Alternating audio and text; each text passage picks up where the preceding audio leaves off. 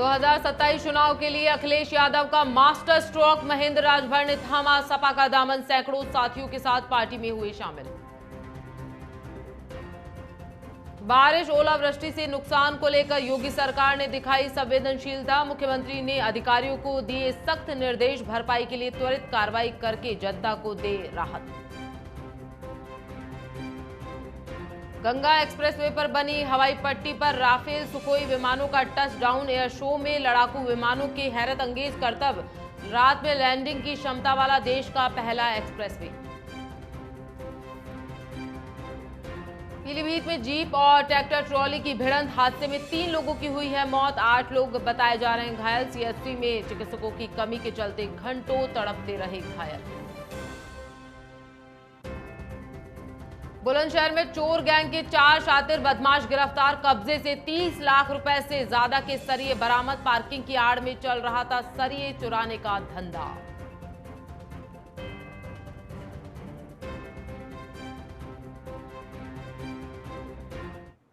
वंदे भारतम, स्वागत है आपका नेशन 27 में और मैं हूं आपके साथ प्रियंका शर्मा। बढ़ते हैं खबरों की ओर। उत्तर प्रदेश में 2027 में होने वाले विधानसभा चुनाव से पहले सियासी हलचल तेज हो चुकी है। सभी प्रमुख दलों ने अपनी रणनीतियों को धार देना शुरू कर दिया है। ऐसे में समाजवादी पार्टी को एक बड़ा सियासी फायदा मिला है। सुहेलदेव पार्टी नेता महेंद्र राजभर ने सैकड़ों साथियों के साथ सपा का दामन थाम लिया है। उन्होंने समाजवादी पार्टी के लखनऊ कार्यालय पर सपा की सदस्यता ली। इस दौरान सपा अध्यक्ष अखिलेश यादव ने सभी का पार्टी में स्वागत किया।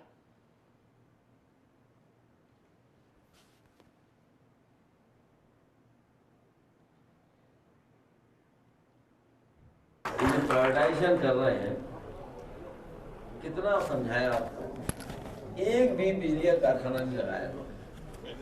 कोई बिजली का कारखाना लगाओ तो बताइए।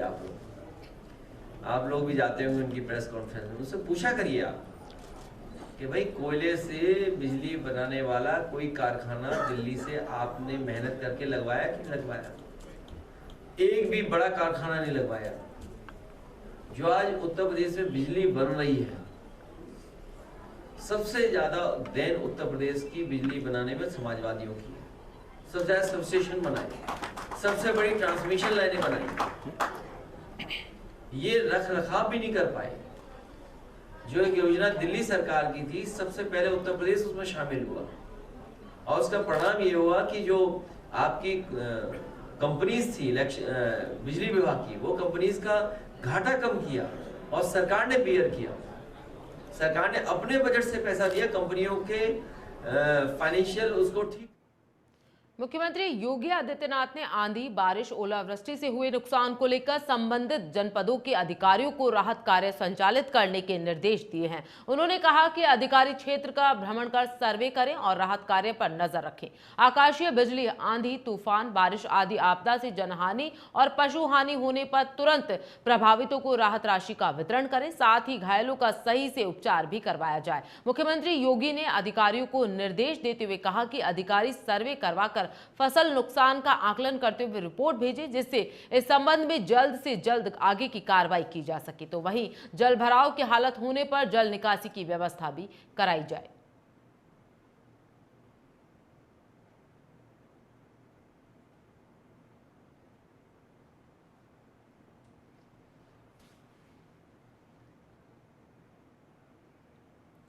बीजेपी की जातीय जनगणना कराने के ऐलान के बाद से देश और प्रदेश में सियासी हलचल काफी ज्यादा तेज हो गई हैं।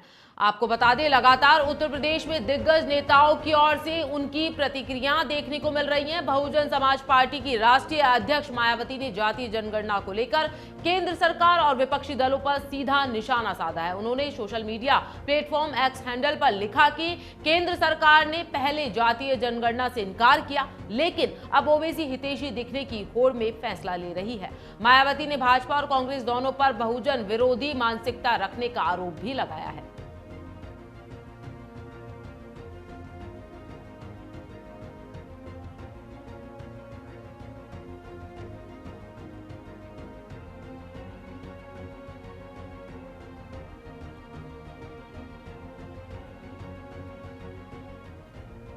तो पार्टियों की वजह से हो रही बहुजन समाज पार्टी ने आरोप लगाया। मायावती ने कहा ओबीसी वोटों की राजनीति कर रही है तब यह दल खुद को हितैषी साबित करने में जुटे हुए हैं। ओबीसी हितों के बीएसपी को बताया असली विकल्प।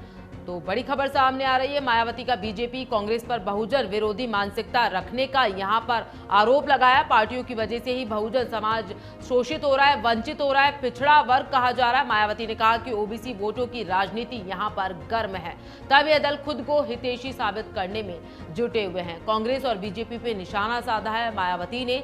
ओबीसी हितों के बीएसपी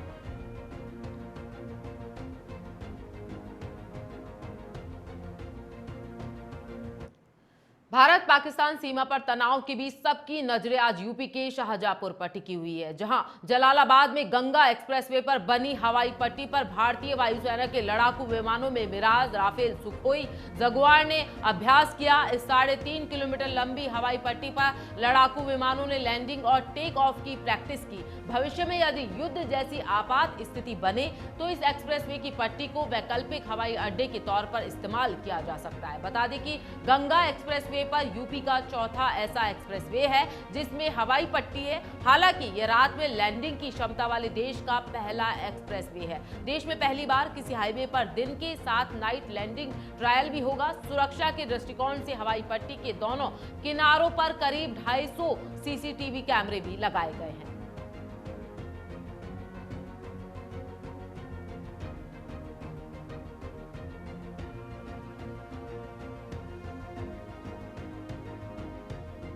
खबर यूपी से है, जहां एक राष्ट्र एक चुनाव को लेकर बाराबंकी के पीएल मेमोरियल पीजी कॉलेज में कार्यक्रम आयोजित हुआ। समागम कार्यक्रम में प्रदेश के कृषि मंत्री सूर्य प्रताप शाही बतौर मुख्य अतिथि के रूप में यहां पर शामिल हुए, जहां पर उन्होंने कहा कि एक देश एक चुनाव से स्थानीय मुद्दों को राष्ट्रीय स्तर पर प्राथमिकता मिलेगी। सबसे बड़ी बात यह है कि इस व्यवस्था के लागू होने से देश की जीडीपी में भी बढ़ोतरी होगी, क्योंकि ज्यादातर हर वर्ष इलेक्शन के कारण ज्यादातर रुपया इलेक्शन करवाने में ही खर्च हो जाता है और अगर सारे इलेक्शन एक साथ हो तो देश की आर्थिक स्थिति और भी संपन्नता बढ़ेगी।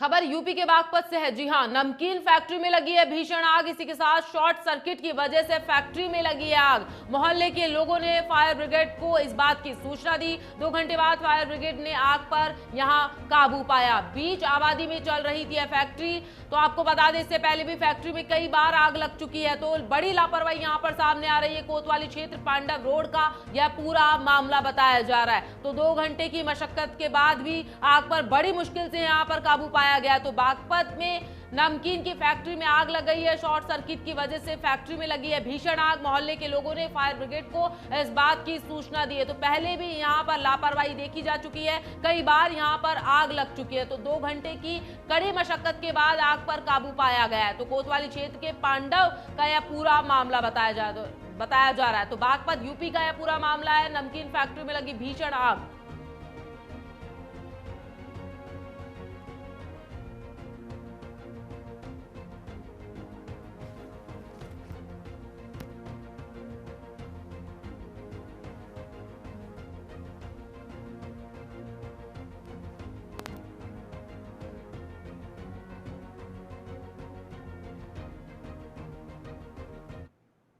खबर उत्तर प्रदेश के बागपत से है, जहां आबकारी विभाग की तानाशाही से इब्राहिमपुर माजरा के ग्रामीण परेशान है। जी हां, दरअसल विभाग ने आबादी के बीच में शराब की दुकान खोल दी है, जिसका विरोध समस्त ग्रामवासी काफी दिनों से कर रहे हैं। ग्रामीणों का आरोप है कि विरोध करने का रमाला थाना पुलिस उन्हें जेल भेजने की धमकी दे देती है। अपनी समस्या को लेकर आज सभी ग्रामवासी जिला कलेक्टर के ऑफिस पहुंचे और उन्हें अपनी समस्या से अवगत करवाया। डीएम ने अधिकारियों को उचित कार्रवाई करने के यहां निर्देश भी दिए हैं। मेरा नाम अमरेश है, मैं बरहमपुर माजरे से हूँ। मैं ये कहना चाहती हूँ कि जो दारू का ठेका है, इसे दारू के ठेके से वहाँ से हटा लिया जाए, बंद कर लिया जाइए। हमारे बच्चे पे प्रभाव पड़ेगा, हमारे बच्चे बिगड़ेंगे, हमें मर्द बिगड़ेंगे। अब आज हम यहाँ नहीं आने के तो आगे हमारे बच्चे हमें पति पीटेंगे, हम क्या खबर उत्तर प्रदेश की मथुरा से है, जहां घटना को अंजाम देने की फिराक में खड़े एक बदमाश और पुलिस की मुठभेड़ हो गई। मुठभेड़ के दौरान बदमाश के पैर में गोली लगने से वह घायल हो गया है, जिसे उपचार के लिए अस्पताल में भर्ती करवाया है। इस मुठभेड़ में पुलिस ने राधाकृष्ण कॉलोनी गोपाल बाग निवासी बदमाश लोकेश पंडित को गिरफ्तार किया है। साथ ही बदमाश के कब्जे से एक पिस्टल, कारतूस और एक कार भी बरामद की गई है। बता दें कि बदमाश लोकेश पंडित पर संगीन धाराओं सहित करीब 1 दर्जन से अधिक मुकदमे दर्ज हैं। फिलहाल पुलिस बदमाश से पूछताछ में जुटी हुई है।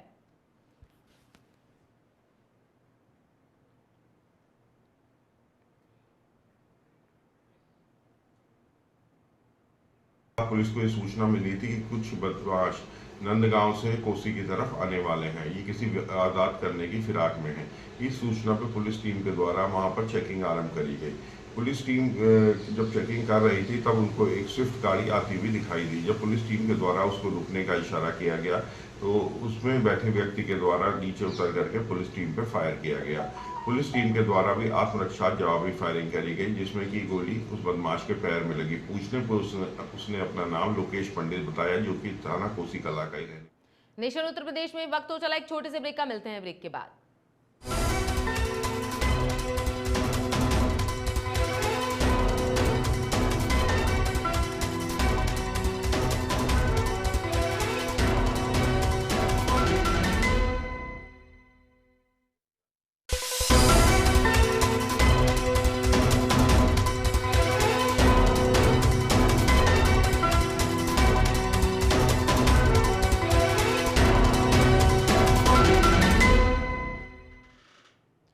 ब्रेक के बाद स्वागत है आपका। बढ़ते हैं खबरों की ओर। सोनभद्र जिले में दलित सांसद रामजीलाल सुमन पर लगातार हो रहे हमले के विरोध में सपा कार्यकर्ताओं ने प्रदर्शन किया। राज्य भर सांसद रामजीलाल सुमन के काफिले पर अलीगढ़ में हुए हमले को लेकर कानून व्यवस्था ध्वस्त होने का आरोप लगाते हुए विरोध प्रदर्शन किया गया।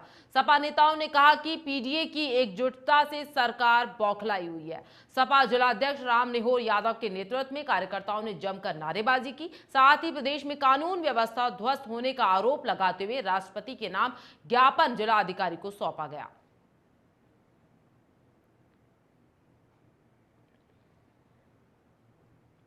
आज पूरे प्रदेश में दलित, पिछड़ा, पूरे पीडीए के उन लोगों के ऊपर जो अत्याचार हो रहा है, आप देखे होंगे जो राज्यसभा के सांसद जी हैं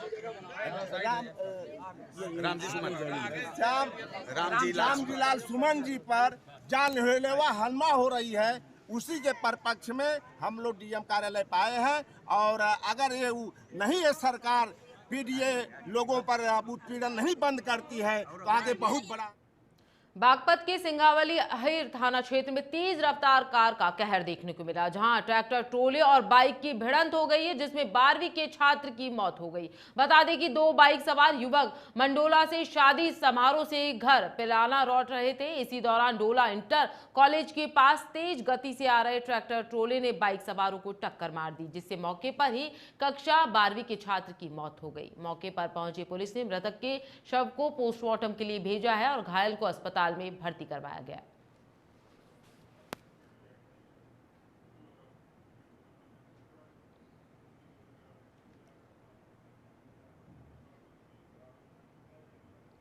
बड़ी खबर सामने आ रही है उत्तर प्रदेश के पीलीभीत से, जहां एक जीप की ट्रैक्टर ट्रॉली के साथ भिड़ंत हो गई। इस हादसे में जीप सवार 3 लोगों की मौत हो गई है, वहीं 8 लोग घायल बताए जा रहे हैं। जानकारी के अनुसार पीलीभीत के माधो टांडा थाना क्षेत्र के गांव रामपुरा फकीरे का एक परिवार शादी समारोह में भाग लेने मोहब्बतपुर जा रहा था। इसी दौरान घाटमपुर गांव के पास उनका जीप एक ट्रैक्टर ट्रॉली से टकरा गया। सभी घायलों को तुरंत उपचार के लिए सीएचसी पहुंचाया गया, लेकिन वहां भी डॉक्टर्स की कमी के कारण घायल घंटों तक तड़पते रहे। फिलहाल पुलिस ने मामला दर्ज कर घटना की जांच शुरू कर दी है।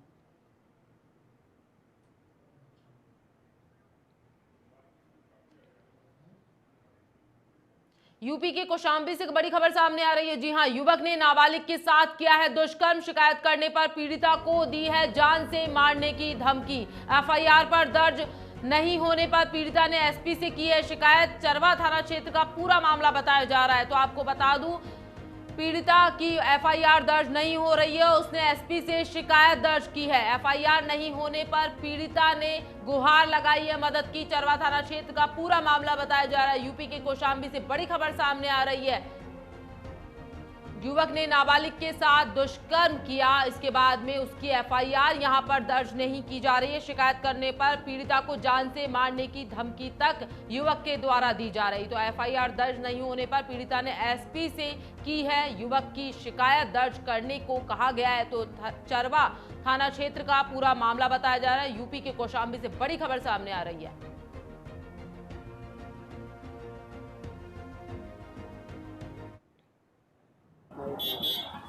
हमारे साथ ये घटना हुई ही कि हम कल वो दिन गए थे लैट्रिन, तो क्या कहते हमें नहीं पता था, हम इसको जानते भी नहीं थे। तो क्या कहते ये हमारे साथ बहुत ज़बरदस्ती किया था, हमको मारा भी था घास के और ज़बरदस्ती किया थे। फिर हम चिल्लाने तो सब लोग दौड़ के गए थे।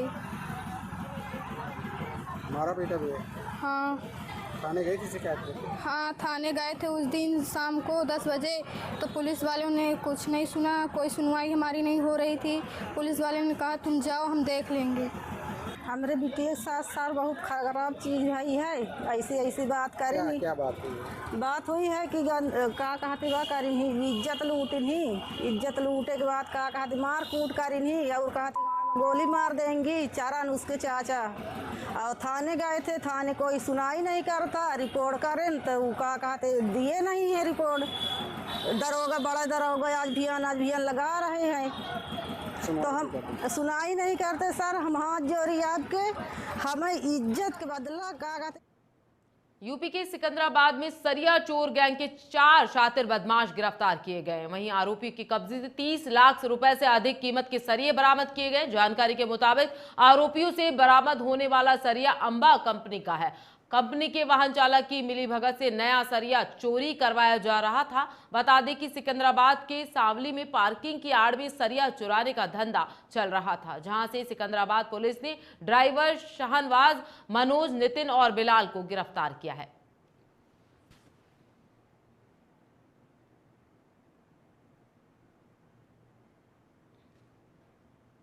आज दिनांक 2 मई 2025 को थाना सिकंदराबाद पुलिस के द्वारा 4 अभियुक्त जिनका नाम शहनवाज एवं बिलाल निवासी गाजियाबाद, मनोज निवासी थाना सिकंदराबाद एवं नितिन निवासी फरीदाबाद को भारी मात्रा में चोरी किए गए सरिया, एक ट्रक एवं एक ट्रैक्टर ट्रॉली के साथ गिरफ्तार किया गया है। पूछताछ में अभियुक्तों ने बताया है कि उनके द्वारा जोखाबाद इंडस्ट्रियल एरिया में स्थित एक फैक्ट्री से सरिया लाई जाती थी एवं पास में स्थित एक पार्किंग में सरिया चोरी करने की घटना कारित की। यूपी के फिरोजाबाद में मनरेगा मजदूरों पर आकाशीय बिजली गिर गई, जिससे 2 मजदूरों की मौके पर ही मौत हो गई। तो वहीं एक मजदूर गंभीर रूप से झुलस गया, जिसे इलाज के लिए अस्पताल में भर्ती करवाया गया। इधर सूचना पर पहुंची पुलिस ने शवों को अपने अस्पताल की मॉर्चरी में रखवाया। मामला फिरोजाबाद के थाना नसीरपुर क्षेत्र के गाँव कुतकपुर गांव का है। जानकारी के अनुसार गांव के 15 मनरेगा मजदूर एक साथ काम के लिए निकले थे। इसी दौरान आंधी के साथ बारिश शुरू हो गई। इस बीच आकाशीय बिजली गिरने से 3 मजदूर इसकी चपेट में आ गए, जिनमें से 2 लोगों की मौके पर ही मौत हो गई और एक मजदूर घायल बताया जा रहा है।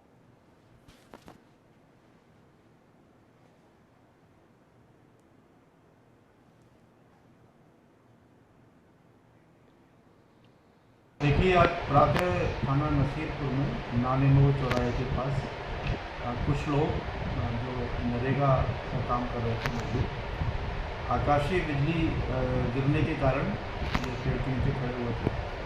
2 व्यक्तियों की वहाँ मौके पर मृत्यु हो गई है, जिनके नाम सत्येंद्र पुत्र घमंडी और विष्णु पुत्र रामस्वरूप हैं। ये कुतकपुर गाँव के रहने वाले हैं। एक इनका साथी जिसका नाम देवेंद्र है, वो भी इसी गाँव का रहने वाला था। खबर यूपी के जनपद चंदौली से है, जहां सरकार की ओर से गांवों के लोगों को लाभान्वित करने के लिए मनरेगा जैसी खास योजना चलाई जा रही है। सरकार इन योजनाओं के लिए करोड़ों रुपए खर्च भी कर रही है, लेकिन सरकार की मनरेगा जैसी महत्वपूर्ण योजना कुछ सरकारी नुमाइंदों और प्रधानों के चलते धरातल पर फलीभूत होते हुए दिखाई नहीं दे रहे हैं। दरअसल पूरा मामला शाहबागंज विकासखंड के मसोई का है, जहां सेक्रेटरी व प्रधान का भ्रष्टाचार सामने आया है। ग्राम प्रधान ने वर्ष 2024 25 में महेश पाल के खेत से संजय सिंह के खेत तक नई नाली खुदाई दिखाकर सेक्रेटरी व तकनीकी सहायक की मदद से 76,000 रुपए निकाल ली, जबकि मौके पर एक भी फावड़ा नहीं चलाया गया है। मौके पर बिना काम कराए ही भुगतान करवा लिया गया है। हैरानी की बात तो यह है कि प्रधान के साथ तकनीकी सहायक और सेक्रेटरी ने खुलकर साथ दिया है। हालांकि मामले में ग्रामीणों ने एसडीएम से लिखित शिकायत कर कार्रवाई की मांग की है।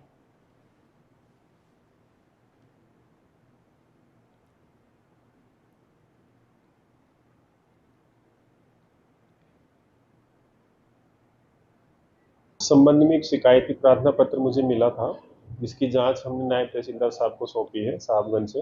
तो अभी रिपोर्ट आनी है और जिसमें जो भी अगर इस तरह का कृत्य हुआ है, दोषी है कोई, तो उसकी हम सिफारिश करेंगे मुख्य विकास अधिकारी महोदय को कि उनके खिलाफ सख्त से सख्त कार्रवाई हो और भविष्य में इस तरह की कोई कार्रवाई गलत ना हो। नाली की समस्या है, नाली की खुदाई का पैसा बच गया है, लेकिन नाली की खुदाई नहीं हुआ है। किसके खेत से किसके खेत तक नाली? मथुरा पाल के खेत से लेकर संजय सिंह के खेत तक। कितना पैसा निकाला गया है? लगभग 76,000 रुपया। किसके द्वारा? ग्राम प्रधान के द्वारा। नथी खन गई है, खाना नहीं है, पैसा निकल गया है। कितना निकाला गया पैसा? 76,000 रुपया। किसके द्वारा? ग्राम प्रधान के द्वारा। क्या नाम है प्रधान का? बिंदु देवी। समस्या एक नाली करल है, तो नाली पे एक फावड़ा भी नहीं चलल, पैसा भी निकल गल बा ग्राम प्रधान के द्वारा। कितना पैसा निकाला गया? पैसा 76,000 निकल। अच्छा, प्रधान कौन है आपका? प्रधान बिंदु देवी है। मौके पे नाली खुदाई कहीं हुई है? नहीं, एक फावड़ा नहीं चलल साहब, बिल्कुल वही तरीके करते हैं। इसकी शिकायत आप लोगों के द्वारा किसी हाँ, तोरे चकिया जो है एसडीएम साहब के हन, ओकर शिकायत गल। समस्या यह है सर कि मथुरा प्रसाद के खेत पांडे खेत से लेकर संजय सिंह खेत तक फर्जी नाली का निर्माण कराया गया है। एक भी फावड़ा नहीं चला है। उस पर 76,000 रुपया ग्राम प्रधान बिंदु देवी द्वारा निकाला गया है। तो इसकी शिकायत आप लोगों के द्वारा किसी अधिकारी से की गई है? इसकी शिकायत हम लोग उप जिलाधिकारी चकिया महोदय के यहाँ शिकायत लेकर गए थे। उन्होंने 1-2 दिन में आश्वासन दिया है। मेरे खेत के पास में मथुरा पाल के खेत से लेकर संजय सिंह के खेत तक कच्ची नाली की खुदाई हुई है, लेकिन मौके पर खुदाई हुई नहीं है, बस कागज में खुदाई हुई है। इसकी कितना अमाउंट निकाला गया है? 76,000 रुपये। किसके द्वारा? ग्राम प्रधान के द्वारा। क्या नाम है प्रधान का? बिंदु देवी। और इसकी शिकायत आपके द्वारा किसी सक्षम अधिकारी? हाँ, उप जिलाधिकारी चकिया को दिया गया। फिलहाल नेशन उत्तर प्रदेश की खबरों में इतना ही। देश प्रदेश की तमाम बड़ी खबरों के लिए देखते रहिए नेशन 27। वंदे भारतम।